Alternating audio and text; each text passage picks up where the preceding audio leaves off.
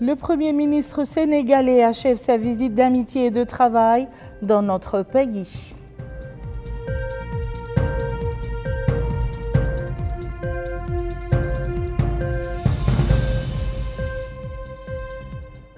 Le communiqué final sanctionnant la visite du Premier ministre sénégalais dans notre pays met l'accent sur les excellentes relations de coopération entre nos deux pays frères et appelle à les renforcer davantage.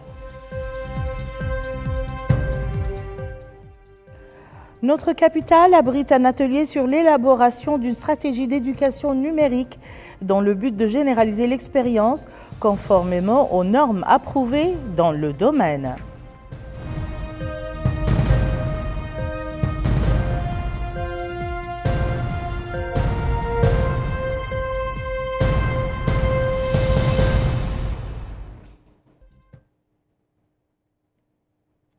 Mesdames, Messieurs, bonsoir et bienvenue dans le journal. Le Premier ministre sénégalais, M. Ousmane Sonko, a achevé hier soir une visite d'amitié et de travail de 3 jours dans notre pays.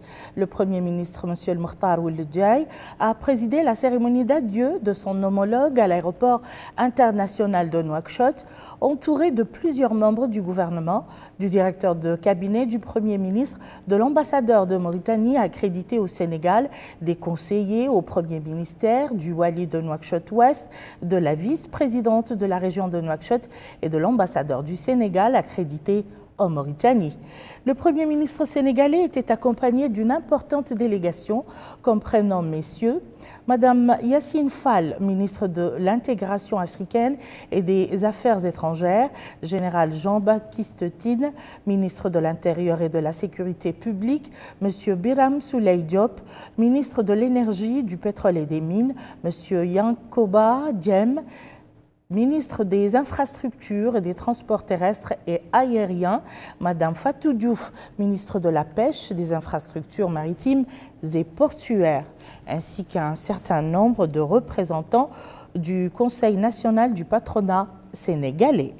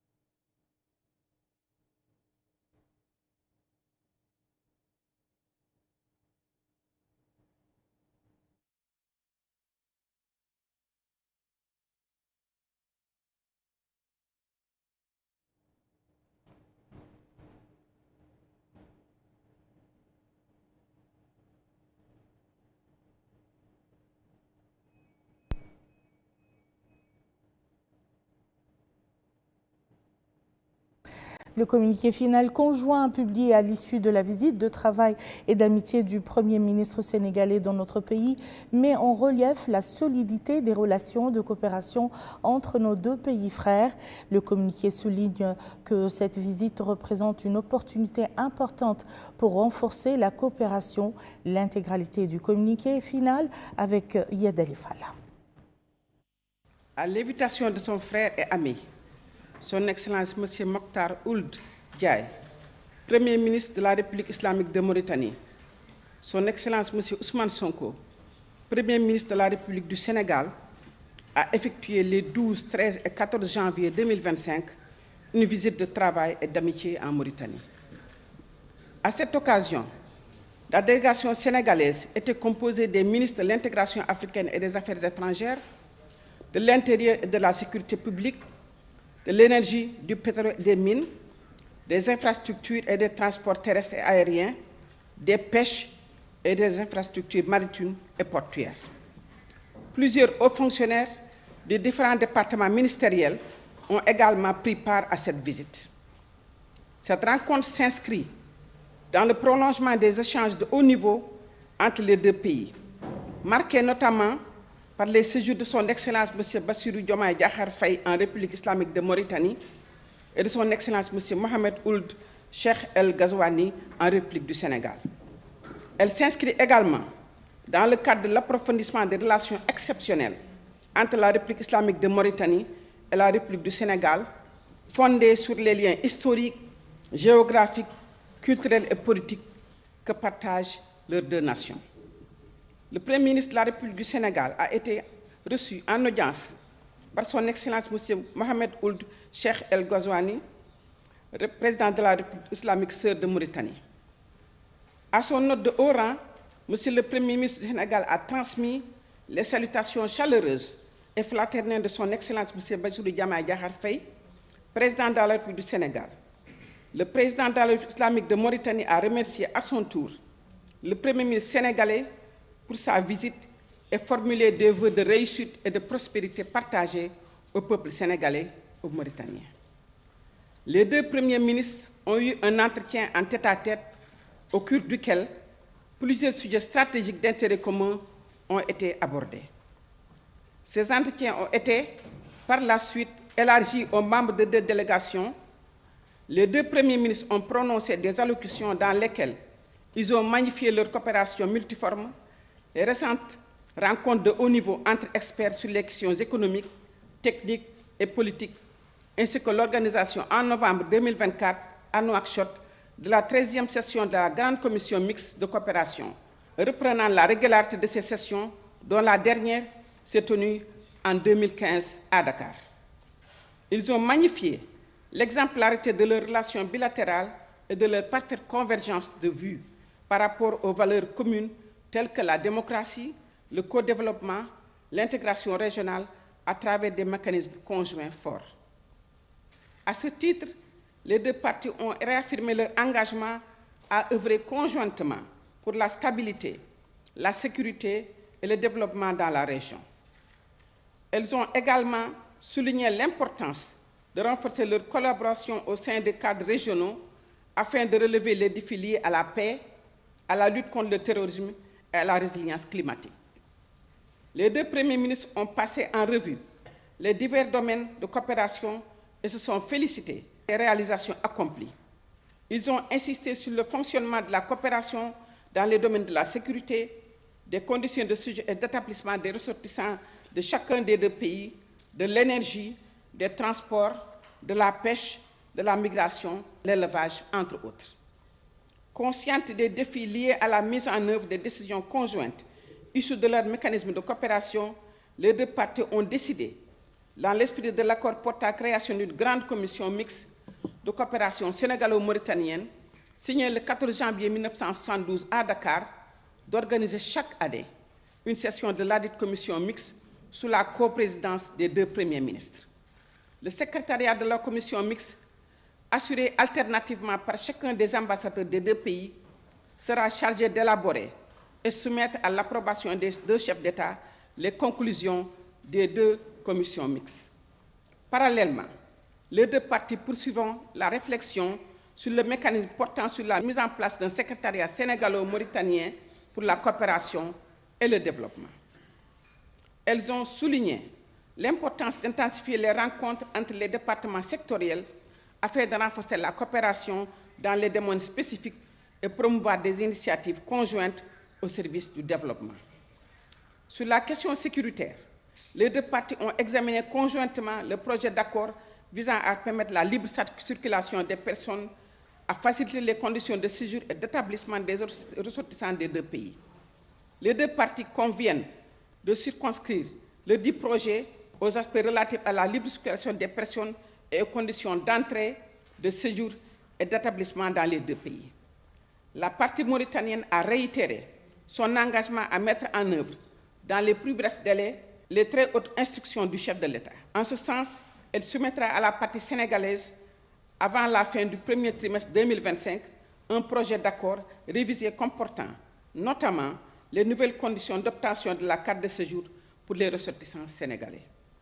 En outre, les deux parties conviennent de renforcer et de formaliser les rencontres périodiques entre les autorités administratives et services de défense et de sécurité frontaliers des deux pays. Par ailleurs, elles ont convenu de mettre en place un cadre opérationnel pour faire face aux défis sécuritaires communs qui impactent les deux pays, notamment la lutte contre la migration irrégulière, la criminalité transfrontalière organisée. Dans ce cadre, la partie mauritanienne soumettra à celle sénégalaise, dans les meilleurs délais, un projet d'accord sur la migration. Mesurant l'ampleur des défis sécuritaires transfrontaliers, notamment le trafic de drogue et substances assimilées, la circulation d'armes, les réseaux mafieux transfrontaliers, le blanchiment d'argent, et consciente des liens imbriqués entre le terrorisme et le réseau criminel, les deux parties, tout en se félicitant des collaborations efficaces existantes entre les forces de défense et les services de police des deux pays, conviennent d'unir leurs efforts pour la mise en place d'un cadre stratégique global et cohérent d'orientation et d'organisation de leur sécurité collective. Dans le domaine de l'énergie, les deux parties se sont félicitées de la coordination aussi bien exemplaire que stratégique existant entre les deux équipes de deux pays, ce qui a permis de faire aboutir avec succès les projets du secteur de l'énergie permettant au passage de relever tous les défis permettant la réussite du projet commun Grand Tortue Ayméin GTA. Cette réussite s'est concrétisée par l'ouverture du premier puits annoncé de manière conjointe en décembre 2024. Considérant ces acquis, les deux parties expriment leur volonté commune de poursuivre et de renforcer cette coordination dans un esprit de concertation permanente, d'engagement, d'intégration et de partenariat basé sur l'intérêt commun. À cet effet, elles ont convenu d'œuvrer davantage afin de préserver leurs intérêts communs, maximiser les retombées socio-économiques de la phase 1 et des futures phases du projet GTA par l'approvisionnement de leur marché domestique en gaz naturel dans le cadre de la mise en œuvre de la stratégie Gas to Power, la création de la chaîne de valeur, la promotion du contenu local. En ce sens, les deux pays se félicitent d'avoir signé le 13 janvier 2025 un protocole d'accord visant à mettre en œuvre les règles et mécanismes de contenu local applicables au projet GTA, ainsi qu'un mécanisme de mesure visant à maximiser l'implication des secteurs privés des deux pays dans le développement de la chaîne de valeur de l'industrie pétrolière et gazière. Dans le domaine des transports, les deux parties ont souligné l'importance stratégique du projet du pont de Rosso, symbole de coopération visant à renforcer la mobilité transfrontalière et les échanges économiques. Elles ont insisté sur la consolidation des accords de transport inter-États, garantissant une répartition équilibrée du fret et une utilisation optimale des infrastructures, tout en s'engageant à surmonter les défis liés à l'harmonisation des normes de contrôle, à la lutte contre l'évasion fiscale pour maximiser les bénéfices mutuels. À cet égard, les deux parties ont convenu de matérialiser conjointement, en présence de l'ensemble des acteurs concernés des deux pays, la suppression de la pratique de rupture de charge lors d'une rencontre bilatérale qui sera organisée à Rosso au courant du mois de mars 2025. Dans le domaine des pêches, les parties ont passé en revue les conditions d'exploitation des ressources halieutiques pour une consolidation et un développement des possibilités de pêche entre les deux États, afin de rendre plus possible et accessible les produits halieutiques aux populations. Les deux premiers ministres ont donné des instructions aux ministres en charge des pêches dans les deux pays, en vue de prendre toutes les mesures nécessaires pour renforcer la coopération bilatérale dans les domaines de la recherche, de l'aménagement des pêcheries, de la surveillance des pêches, du contrôle sanitaire, de la valorisation des produits, de l'aquaculture, de la pêche continentale et des affaires maritimes. Au sujet de l'élevage, il a été souligné l'importance de la reprise des réunions du comité paritaire de suivi pour renforcer la coordination, prévenir les tensions et lutter contre les maladies animales transfrontalières. La coopération dans l'approvisionnement des marchés lors des périodes clés, telles que la Tabaski, constitue un exemple réussi de collaboration à approfondir. Les deux premiers ministres ont présidé une table ronde publique-privée organisée par l'Agence de promotion des investissements en Mauritanie, APIM, et l'Agence de promotion des investissements des grands travaux du Sénégal, APIX, marquant le rôle central du secteur privé dans le renforcement de la coopération stratégique entre la Mauritanie et le Sénégal. Cet événement illustre leur engagement à encourager les investissements bilatéraux, à développer les projets communs ambitieux et à promouvoir un partenariat exemplaire au service du développement durable et du progrès partagé. Il a été convenu entre l'APIX et l'APIM, en collaboration avec le secteur privé sénégalais et mauritanien, d'organiser la deuxième édition du Forum économique sénégalo-mauritanien au mois d'octobre 2025 à Nouakchott. L'APIX et l'APIM s'engagent également à mieux collaborer pour identifier les projets d'intégration régionale dans le cadre du partenariat public-privé en association avec les secteurs privés des deux pays. Les deux parties ont salué la création en octobre 2024 du Conseil d'affaires sénégalo-mauritanien. Au cours de cette visite, Son Excellence, Monsieur le Premier ministre du Sénégal, a effectué, en compagnie de son homologue mauritanien, une visite à Nouadhibou, où plusieurs infrastructures stratégiques lui ont été présentées, notamment les installations de la Société nationale industrielle et minière, SNIM, le port minéralier et une société de pêche. Il a reçu des explications détaillées sur les techniques de traitement et d'exploitation du minerai de fer, les opérations logistiques du port qui illustrent le potentiel industriel de la Mauritanie, ainsi que le niveau de développement de la transformation des produits de pêche. Le Premier ministre du Sénégal a exprimé son admiration pour les progrès remarquables accomplis par la Mauritanie dans le développement de ses infrastructures et de son potentiel industriel, soulignant l'importance de tels modèles pour renforcer la coopération régionale et stimuler une croissance économique durable. Au terme de sa visite de travail et d'amitié, Son Excellence, Monsieur le Premier ministre Ousmane Sonko, a exprimé ses vifs remerciements et sa profonde gratitude à son frère et ami, Son Excellence, Monsieur le Premier ministre Mokhtar Ould Diaye, ainsi qu'au gouvernement et au peuple mauritanien pour l'accueil chaleureux et l'hospitalité généreuse qui lui ont été réservés durant son séjour, ainsi qu'à la délégation qui l'accompagnait. Son Excellence, M. Ousmane Sonko, a adressé une invitation à son ami et frère, Son Excellence, M. Mokhtar Ould Diaye, pour effectuer une visite de travail en République du Sénégal. Cette invitation a été acceptée et la date sera fixée par voie diplomatique. Fait à Nouakchott le 14 janvier 2025 en langue arabe et française. Chacun des versions présentées. Le Premier ministre sénégalais Ousmane Sonko, accompagné du Premier ministre Al-Mokhtar Ould Diaye, avait visité hier certaines installations à Nouadhibou. La visite a concerné la Société nationale de l'industrie et des mines SNIM et la Société des produits marins de fabrication de sardines et de transformation du poisson. Maïmouna Lo nous en dit plus. Lors de leur visite dans la capitale économique, Nouadhibou, le Premier ministre Mokhtar Ould Diaye et son homologue sénégalais Ousmane Sonko se sont rendus à la Société nationale industrielle et minière SNIM. Ils ont été accueillis par le directeur général adjoint de la SNIM, El-Hajj Ould Ali Ould Brahim. Après avoir salué les cadres de la société, la délégation a entamé une visite des ateliers dédiés à la maintenance et à la réparation des wagons du train minéralier transportant le fer entre Zouérat et le port minier de Nouadhibou, destiné à l'exportation vers les marchés internationaux. Le directeur des chemins de fer et du port, Mohamed Ould Hussein Ould Cheikh Ahmed, a expliqué le rôle essentiel de ces ateliers dans les opérations de maintenance et de réparation.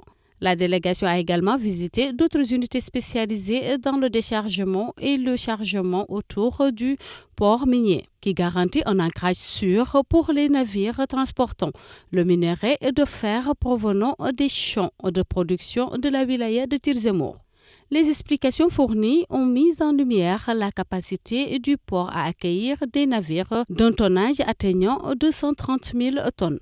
Grâce aux récents travaux de dragage qui ont permis de l'adapter aux évolutions de la production de la SNIM. Dans la salle de réunion de la direction de la SNIM, les premiers ministres ont assisté à une présentation détaillée de la société animée par le directeur de la communication et des affaires sociales, Mohamed Mahmoud Ould Boubni.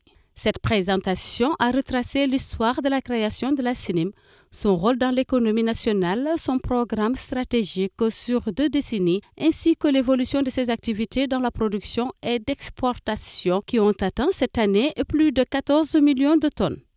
Le rapport a également souligné les opportunités d'emploi directes et indirectes offertes par la SNIM, qui dépasse 6 700 postes, ainsi que les interventions sociales de l'entreprise. À la fin de la réunion, les deux premiers ministres ont consigné leurs impressions sur la SNIM dans son livre d'or. La dernière étape de cette visite a conduit la délégation à l'usine Seafood, où ils ont été accueillis par le ministre de la Pêche et des Infrastructures maritimes et portières, El-Vadil Ould Sidati Ould Ahmed Louli. À l'intérieur de l'usine, le directeur général Moulay Idriss El Abbas a présenté les capacités de production du site, qui dépassent 200 tonnes par jour avec une capacité de stockage de 3 500 tonnes. Il a également mentionné une production quotidienne de 400 000 boîtes de sardines en conserve. El Mokhtar Ould Diaye et son homologue ont visité également différents ateliers de traitement qui offrent 500 emplois permanents et ont inspecté les équipements de traitement, de fabrication et de stockage de l'usine. Les explications fournies ont révélé que la production de poissons congelés de l'usine est exportée vers plusieurs pays africains, tandis que les sardines en conserve sont vendues aux commerçants locaux pour distribution sur le marché national. En reconnaissance de leurs efforts et de leur dévouement au service de la nation, plusieurs fonctionnaires du ministère de l'Autonomisation des Jeunes, de l'Emploi, des Sports et du Service civique ont été décorés aujourd'hui par leur ministre, M. Mohamed Abdallahi Ould Louli. Mohamed El-Khattat. Ce sont des décorations au nom du président de la République, M. Mohamed El-Cheikh El-Qazouani, qui s'inscrivent dans le cadre des manifestations commémoratives du 64e anniversaire de l'indépendance nationale effectuées par le ministre de l'Autonomisation des Jeunes, de l'Emploi, des Sports et du Service civique, M. Mohamed Abdallahi Ould Louli, au profit d'un groupe de cadres et d'employés en reconnaissance de leurs efforts et de leur dévouement au service du secteur. Ainsi, il a décoré de la médaille de chevalier de l'ordre du mérite Mustafa William Baba, conseiller technique chargé de la jeunesse, Hamadi Ould Bakay, directeur général de l'emploi, Ahmed Youra Ould Hay, coordinateur du programme d'employabilité des jeunes, de la médaille de reconnaissance de l'ordre du mérite national, Ahmed Abdelrahman, directeur du département de la fonction publique, Maria Mohamed Mbarek, directrice des ressources humaines, de la médaille d'honneur de première classe, Senad Ould Mohamed, conseiller emploi à l'Agence nationale pour l'emploi, Mohamed Mokhtar Ould Mohamed Lamine, inspecteur dans la Muqata'a de Kankossa, Sadiqa Babakar Diop, chef du département du secrétariat central au ministère, de la médaille d'honneur de troisième classe, Elella Brahim Mahmoud, employé au ministère.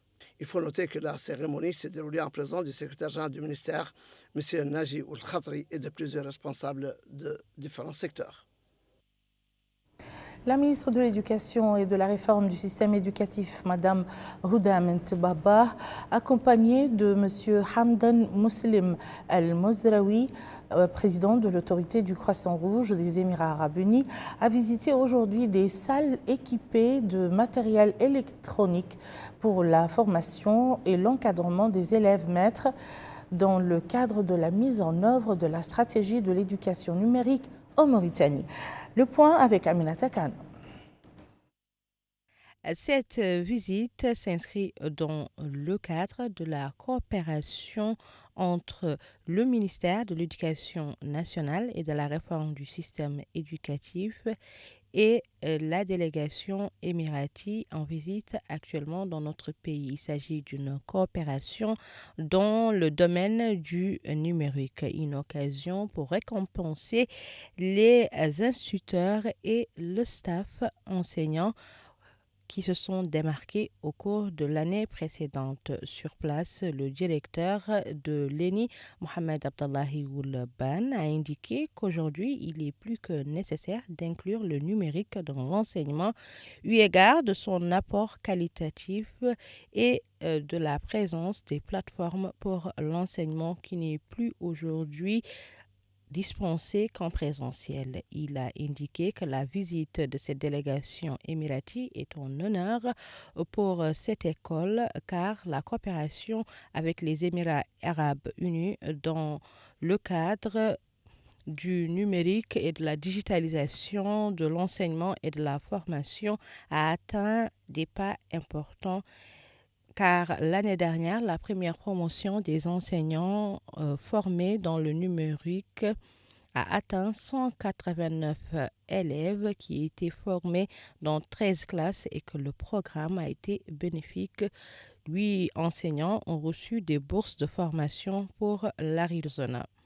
Il poursuit en indiquant que l'extension de l'enseignement et de la formation en numérique est devenue une réalité dans notre pays et il y a une extension de 6 classes avec la capacité de 400 ordinateurs au niveau de Nouakchott. En marge de la visite, la délégation émirati et la ministre de l'Éducation nationale et de la réforme du système éducatif se sont rendus à l'école Excellence numéro 4 où l'enseignement est dispensé à travers les outils du numérique et de la digitalisation. Sur place, le directeur, l'imam Oul Hamoud, est revenu sur les stratégies adoptées dans cette école. Il est à noter qu'en marge de la soirée organisée hier, la ministre de l'Éducation nationale et de la réforme du système éducatif et le délégué de la délégation émirati ont été décorés. Le ministre de la Santé, Abdallah Sidi Mohamed Weddi, a décoré aujourd'hui à Nouakchott, au nom du président de la République, Mohamed Ould Cheikh Al-Ghazouani, un groupe de cadres et d'employés du ministère de la Santé. Restons toujours avec Aminata Khan. En guise de reconnaissance au service que les employés du ministère de la Santé ont rendu à la nation, le ministre de la Santé, Abdallahi Sidi Mohamed Weddi, a décoré aujourd'hui les fonctionnaires suivants. Chevalier de l'Ordre du Mérite national, El-Faq Ahmed Baba, directeur du Centre hospitalier national.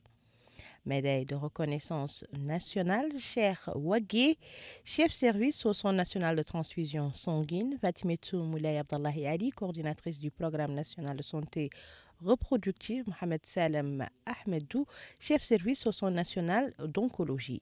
Médaille de première classe, Cheikh Ahmed Tijan Brahim Magarega, chef service à la direction régionale de la santé de Nouadhibou, Edman Mohamed Oyner, chef service à la clinique Kehidi, Seydou Oumar Ba, chef service à la direction régionale de la santé au Guidimaha, Gewad Oul Salem, chef service au centre national hospitalier d'Ayoun, Aïcha Jenny Bari, chef service au cabinet du ministre Ali Mohamed Jreivin, infirmier au centre de santé de Bessiknou, Aminetou Hamidoun, chef service au centre national de cardiologie, Bah El Khouaouf, Ahmed Salem, infirmier à l'unité de consultation externe, Khadija Cheikh Ahmed, infirmière au centre de santé de l'Ixeba et de la médaille d'honneur 3e classe, Cheikh Brahim El Khoury, infirmier chef service au centre de santé d'Agjou. Ces décorations s'inscrivent dans le cadre de la commémoration du 64e anniversaire de notre indépendance nationale. Le ministre de l'Agriculture et de la Souveraineté alimentaire, Momo Ould Bouibata, a tenu aujourd'hui à Nouakchott une réunion avec le président de l'autorité arabe pour l'investissement et le développement agricole, Dr Oubaïd Seif Hamed Al-Zoubi, en visite dans notre pays et à la tête d'une délégation d'institutions et d'entreprises actives dans le domaine de l'agriculture, notamment des légumes et du blé.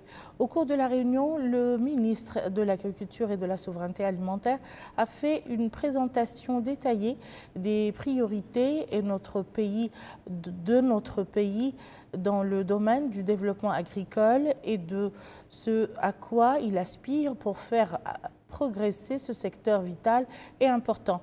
Le ministre a souligné la nécessité pour notre pays de développer la culture maraîchère compte tenu de ses qualifications en termes de terres fertiles et d'eau et de la volonté des plus hautes autorités du pays d'exploiter nos ressources naturelles et de s'appuyer sur elles pour réaliser notre souveraineté alimentaire. À son tour, le chef de l'autorité arabe pour l'investissement et le développement agricole a passé en revue l'expérience de son organisme, une expérience qui constituera une opportunité pour développer l'agriculture en Mauritanie à travers l'introduction de nouvelles cultures répondant aux besoins du marché, avec un accent sur la culture du blé, les outils de transfert de technologie, de la diffusion des techniques modernes. La ministre de l'Action sociale, de l'Enfance et de la Famille, Mme Safiya Mtettaha, a supervisé hier soir une réunion d'orientation avec les autorités administratives et les acteurs préscolaires. Cette réunion vise à discuter des points fondamentaux qui amélioreront la réussite de cette étape de l'éducation. Plus de précisions avec Maïmouna Lo. Cette réunion d'orientation tenue dans la Muqata'a de Tafraghzena et réunissant les acteurs du secteur de l'éducation préscolaire a pour objectif de renforcer le rôle et l'importance de l'éducation préscolaire. Dans son allocution, Safiya Mtettaha, ministre de l'Action sociale, de l'Enfance et de la Famille, a souligné l'importance de l'éducation préscolaire en tant qu'étape clé dans l'éducation des enfants et leur préparation à l'entrée à l'école. Elle a ajouté que l'enseignement préscolaire n'est pas au niveau requis, soulignant les lacunes qui ont constitué un véritable obstacle à son développement et expliquant que la stratégie adoptée par le ministère à cet égard a apporté un changement positif, poussant le département à envisager la création d'une agence spéciale pour l'enseignement préscolaire afin que les acteurs dans ce domaine puissent y faire part de leurs propositions et de leurs préoccupations. Elle a noté que le ministère a convaincu la Banque mondiale de l'existence d'un enseignement préscolaire public en Mauritanie, précisant que dans ce cadre, 600 éducateurs seront formés et une nouvelle stratégie pour l'enseignement préscolaire sera soumise à l'approbation du Conseil des ministres, ce qui permettra de tracer une voie claire dans ce sens dans les années à venir, soulignant que l'accord avec la Banque mondiale permettra également de fournir les équipements nécessaires à l'enseignement préscolaire. Pour leur part, les acteurs de l'éducation préscolaire ont appelé à davantage d'efforts pour développer le secteur et résoudre les problèmes liés à la logistique et aux ressources humaines, tout en appréciant les efforts du ministère pour développer le préscolaire. Un atelier sur l'élaboration d'une stratégie d'éducation numérique a débuté ce matin dans la capitale. Cette stratégie vise à généraliser l'éducation numérique conformément aux normes homologuées en la matière. Le point avec Baba Karnama. L'objectif de cet atelier sur la stratégie de l'éducation numérique est de favoriser une vision commune pour tirer parti de la technologie afin d'améliorer l'accès, la qualité et l'équité dans l'éducation en réunissant gouvernement et parties prenantes, en alignant diverses perspectives et en tirant parti des meilleures pratiques internationales dans ce domaine. Pour le secrétaire général du ministère de l'Éducation et de la réforme de l'enseignement, M. Yahya Boube Taleb, cet atelier s'inscrit dans le cadre du soutien et de l'accompagnement de l'éducation en vue d'élaborer un plan de développement de l'éducation. Il a précisé que les résultats de la rencontre contribuent à jeter les jalons d'action clairs et d'initiatives en faveur d'une éducation moderne. De son côté, le secrétaire général du ministère de la Transformation numérique et de la modernisation de l'administration, M. Khaled Abidine Sidi, la transformation numérique n'est plus une question de choix, mais une nécessité suite au développement successif dans ce domaine. Notons que cet atelier est une plateforme vitale pour s'informer sur les transformations dans le domaine de la numérisation. Pour sa part, M. Khalid Al-Ali, secrétaire général de l'école numérique, a salué les initiatives globales de Mohamed bin Rachid Al Maktoum, notant qu'elles s'inscrivent dans le cadre du renforcement des relations de coopération entre la Mauritanie et les Émirats arabes unis. Les participants bénéficient des informations sur de nombreux sujets, notamment les cadres politiques, le développement des infrastructures et la modernisation des programmes scolaires. Et voilà qui met fin à ce journal. Je vous en rappelle les principales informations. Le Premier ministre sénégalais achève sa visite d'amitié et de travail dans notre pays.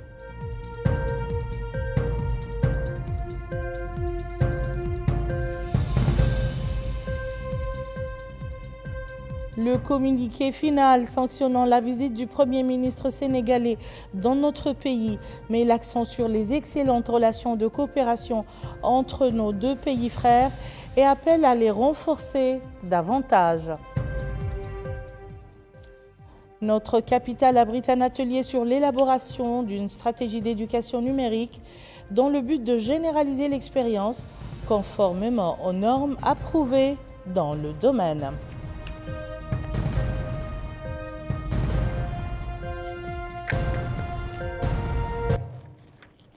Merci, Madame, Monsieur, de nous avoir suivis. À très bientôt, Inch'Allah.